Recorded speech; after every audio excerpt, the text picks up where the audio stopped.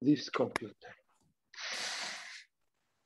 Oui, bonsoir à vous tous et on continue notre série de leçons.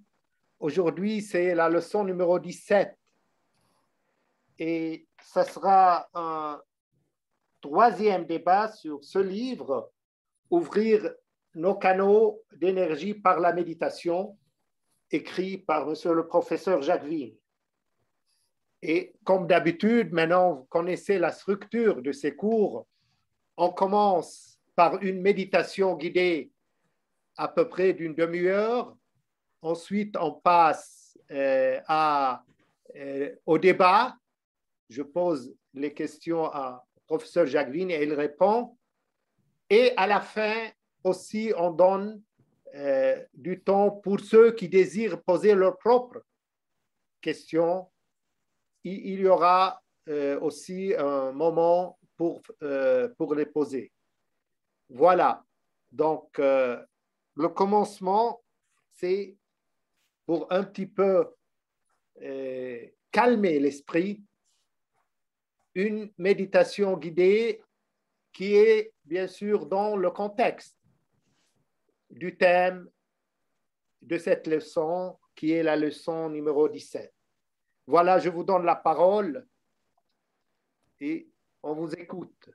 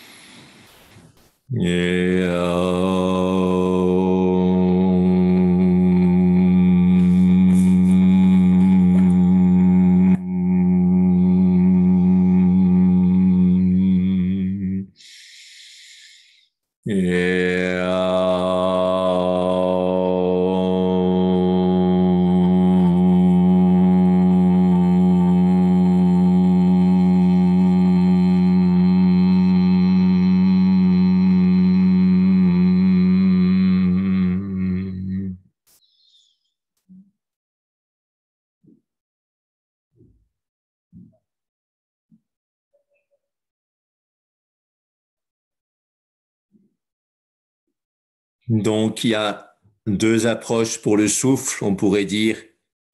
Il y a l'approche de l'observation du souffle naturel, comme le recommande Bouddha, c'est Anapanasati. Et il y a l'approche du yoga du délatéralité, où on cherche à rééquilibrer les narines et à ouvrir donc la narine fermée. Donc, ça paraît deux approches bien différentes.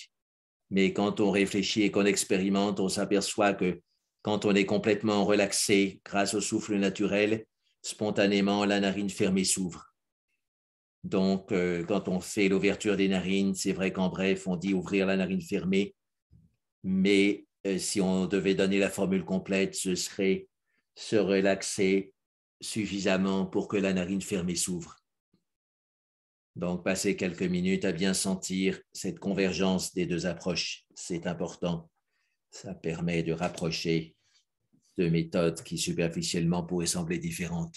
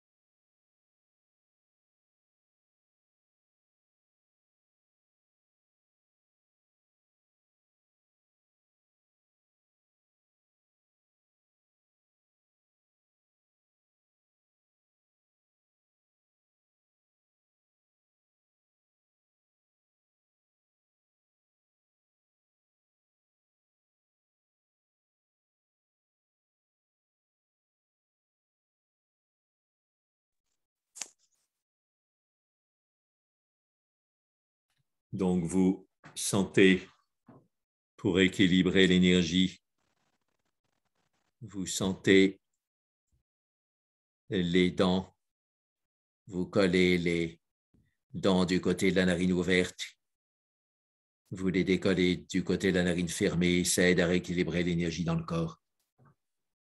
Quelque chose dont je ne parle pas très souvent, mais n'hésitez pas à le faire.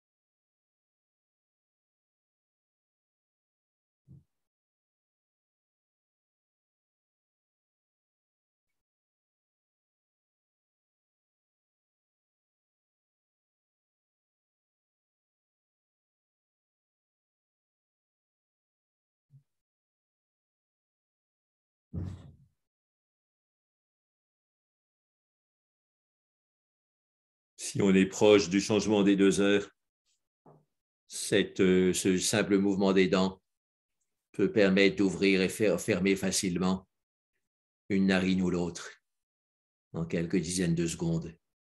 Mais si on vient d'avoir le changement spontané des 2 heures, c'est-à-dire le corps n'a vraiment pas envie de changer de côté, et donc ça a l'effet du collage de dents qu'on pourrait appeler différentiel, c'est-à-dire collage de dents du côté de la narine ouverte et vice-versa, cet effet sera plus faible. Donc ça dépend à quel moment du cycle de 2 heures on est pour évaluer l'effet de cette technique.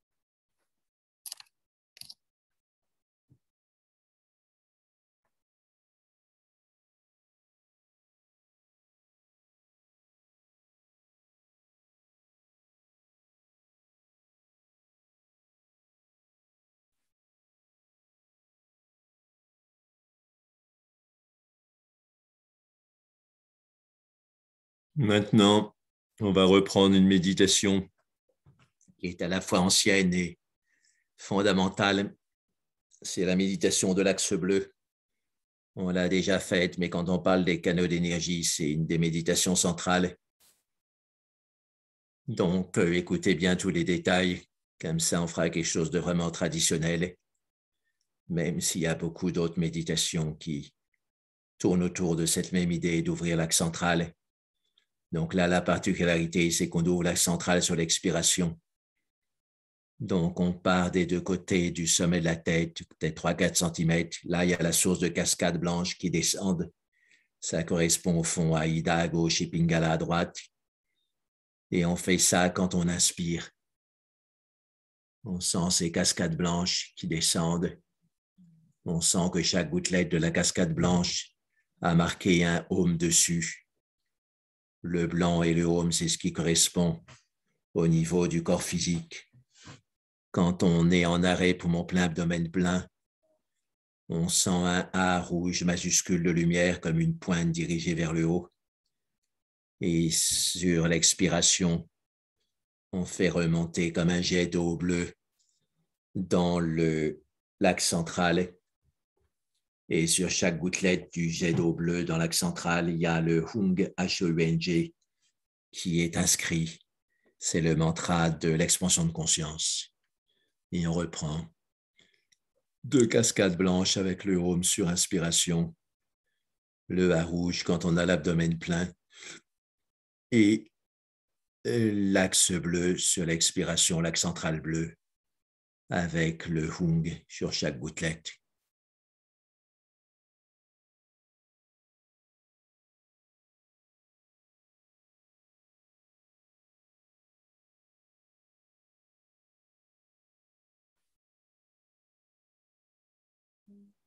Donc le travail, c'est de faire rentrer l'énergie dans l'axe central. Et donc, on le fait avec un geste de crochet.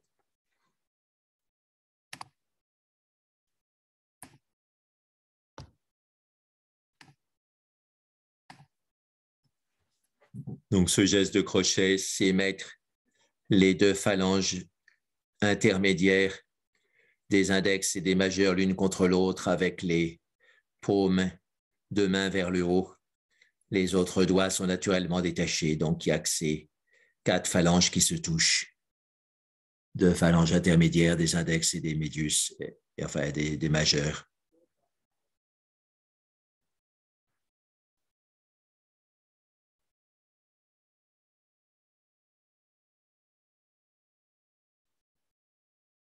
Et quand on expire et qu'on fait rentrer l'énergie dans l'axe central bleu, on se sert des crochets pour faire remonter l'énergie dans l'axe central.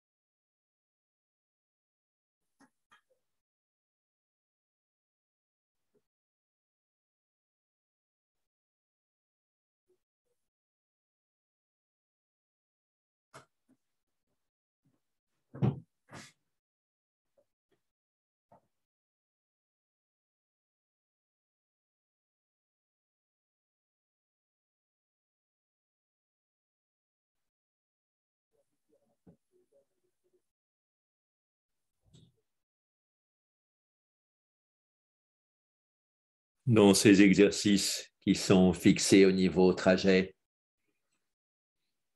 il faut bien penser à garder une amplitude respiratoire libre.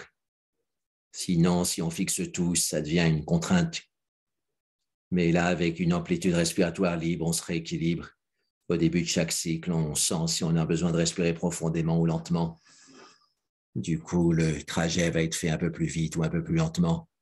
C'est pas grave, l'important, c'est qu'il soit précis et que le souffle soit libre tout en même temps.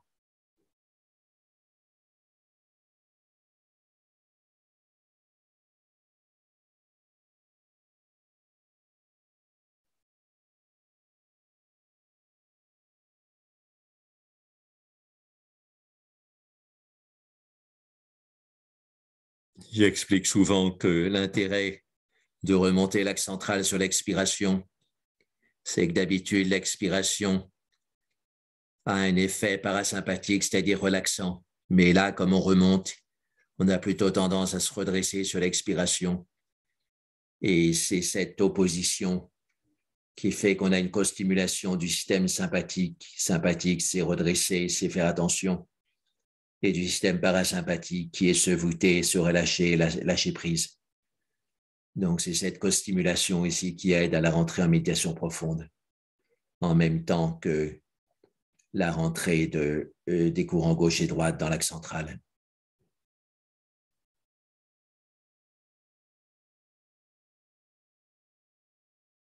Alors, pour les Tibétains, le plus souvent, la base de l'axe central, ce n'est pas le Muladhara, c'est le chakra du feu qui est sur donc cette ligne de l'axe central, mais au niveau du hara. Donc, vous pouvez retourner l'énergie là, faire entrer le A majuscule rouge comme une pointe de flèche dirigée vers le haut.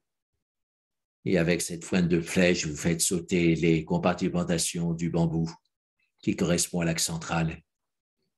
On parle de Mérudand pour la colonne vertébrale et par extension l'axe central, le bâton du mont Mérou. Mais on parle aussi de Venudand, le bâton de bambou. Venu, c'est le bambou. Venugopal, c'est Gopal qui a la flûte en bambou, une représentation très populaire de Krishna.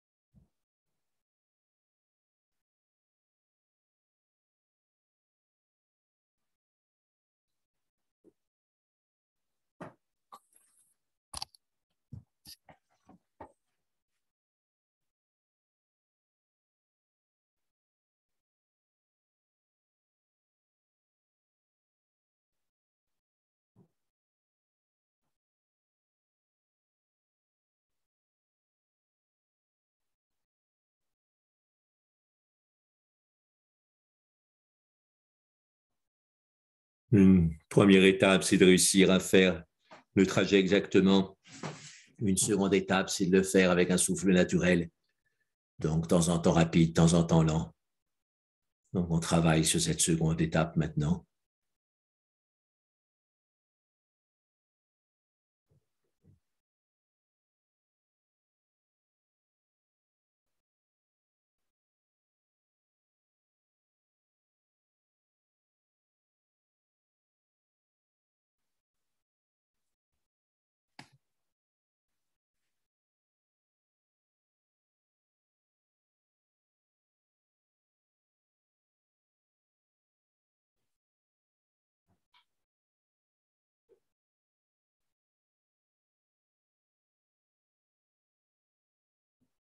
Maintenant, troisième étape, on continue tout ce qu'on faisait, mais on médite les yeux ouverts.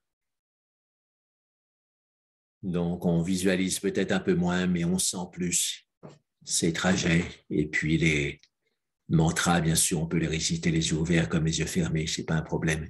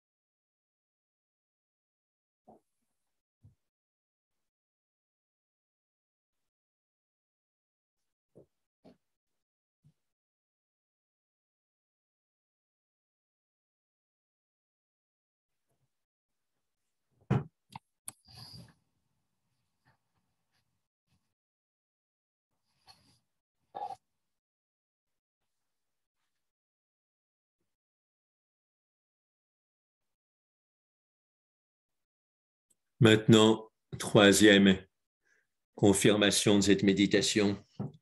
Non seulement on médite les yeux ouverts, mais on compte les cycles.